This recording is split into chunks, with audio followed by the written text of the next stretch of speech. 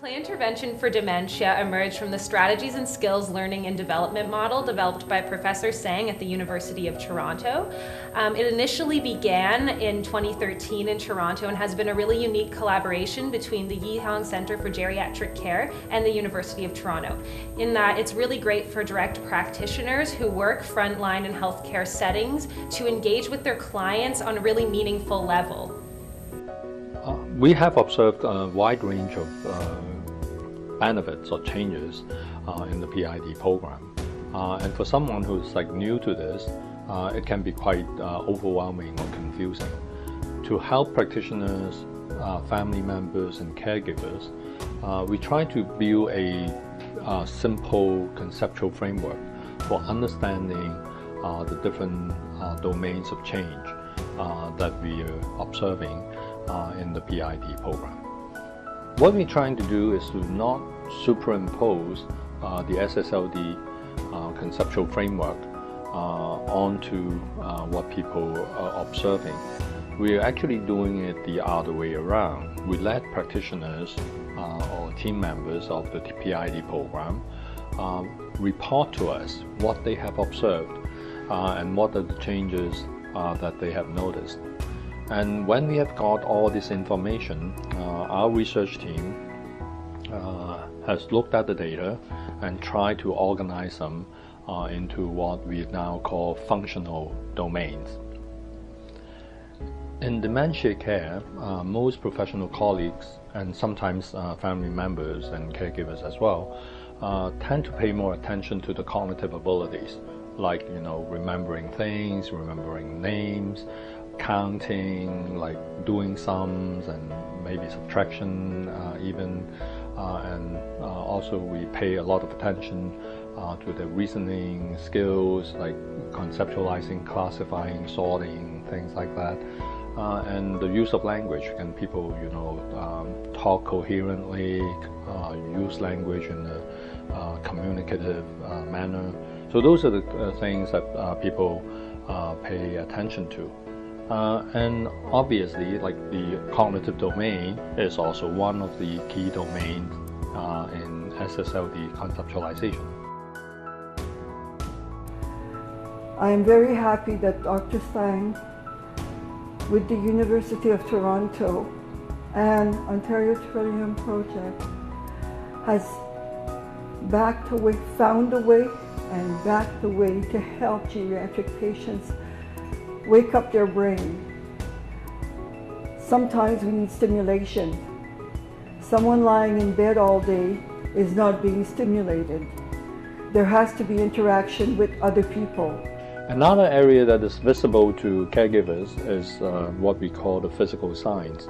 It includes gross motor activities like moving your arms, legs and body, and an idea associated with this is what we call neurocorporal integration. In simple English, it is like the brain-body integration. Basically, what it refers to is that your brain can actually control your body, and you have voluntary control over your muscles, so that you will maintain a better balance. You have a steady gait, or you have less of those involuntary discharges or tics. We can also be talking about fine motor or sensory motor coordination. Tasks such as threading a needle or feeding yourself with a spoon, with a fork, or if you're Asian, using chopsticks.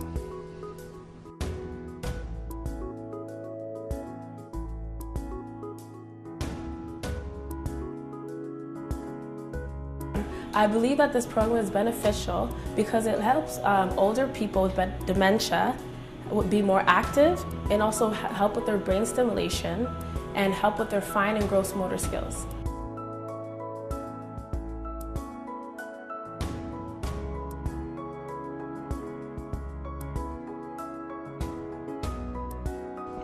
Emotion or affect is another domain that we're paying attention to. One key dimension is homeostasis, that is the ability to return to a state of relative stability or calmness after someone has been aroused emotionally, like being angry, fearful, or sad. Another dimension is like positive affect, which simply means that we want to facilitate more positive emotional experience, like being joyous, like delightful, happy, upbeat. That is the kind of feelings that we would want to see more often among people living with dementia. The third dimension is expressiveness. We do encourage people to express themselves emotionally instead of like holding things back or holding things up, suppressing or repressing their feelings. We believe that like when someone can have the space to spontaneously express his or her emotions, there's a fairer chance for the person to be healthy and experience well-being. Motivation is sometimes overlooked or neglected by caregivers, but in SSLD practice, we believe it is actually essential. We're talking about three key concepts here. One is needs being met. Two is like what do people want, that includes their preferences and their value. And the third dimension is drive, which also includes like the energy level. We talk about how driven a person is, right? Meaning there's like energy pushing or motivating that person in a particular goal-directed manner. So our environment has a physical dimension, and it also has what we call a symbolic or social dimension. So when people are involved in the PID program, they may show improvement in terms of like becoming more curious, more interested, or more engaging with physical objects and things around them, sights and sound, for example, and they become more responsive.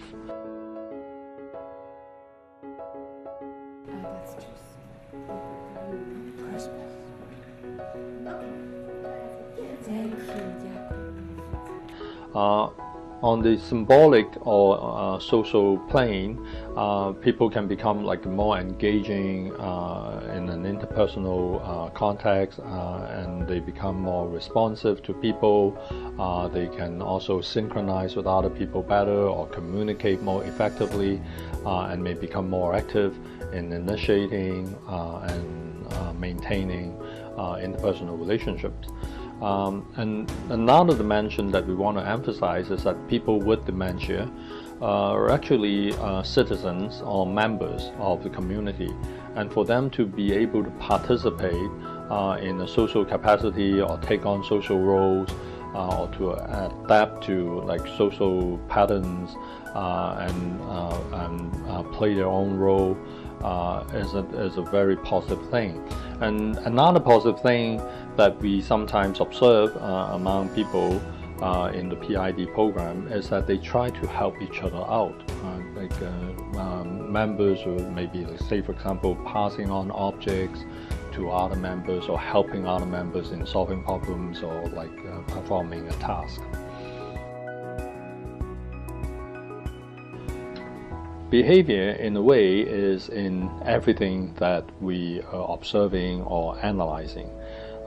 Whatever we consider to be like cognitive or emotional or motivational or whatever, we actually infer those changes by observing behavior.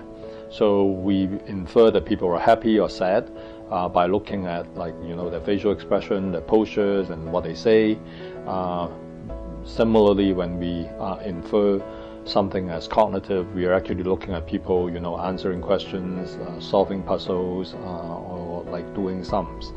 So like behavior is like sort of the passage to the person's inner world, so to speak.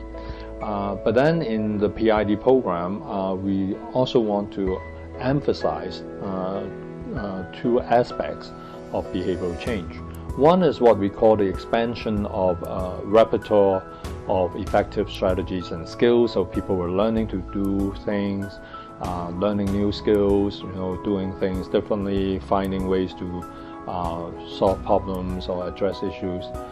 The other dimension is the reduction of dysfunctional behavior, which can include, behavior that are considered, harmful, like, aggression, or inappropriate intrusion into other people's space, or behavior that are considered pathological, like, stereotypic behavior that doesn't serve a function, or behavior that is considered like socially unacceptable.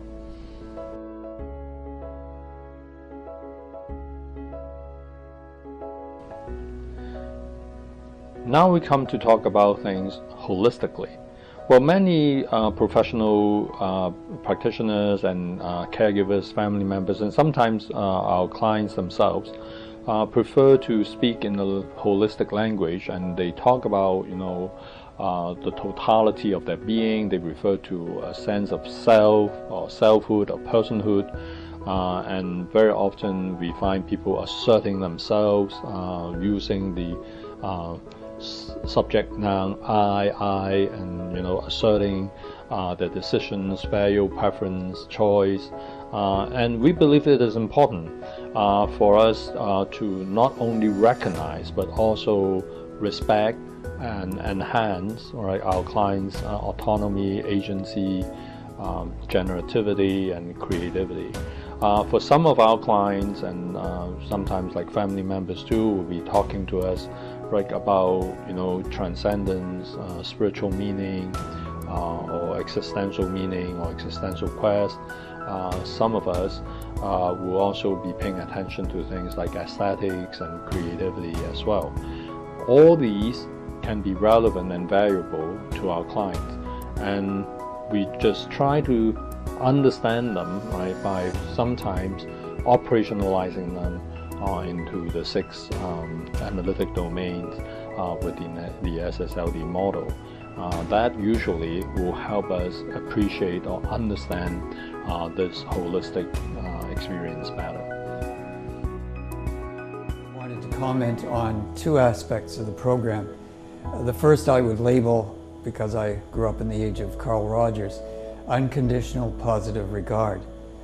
I've noticed the facilitators here empty themselves, to use an expression, in order that those clients who sit around the table can express themselves.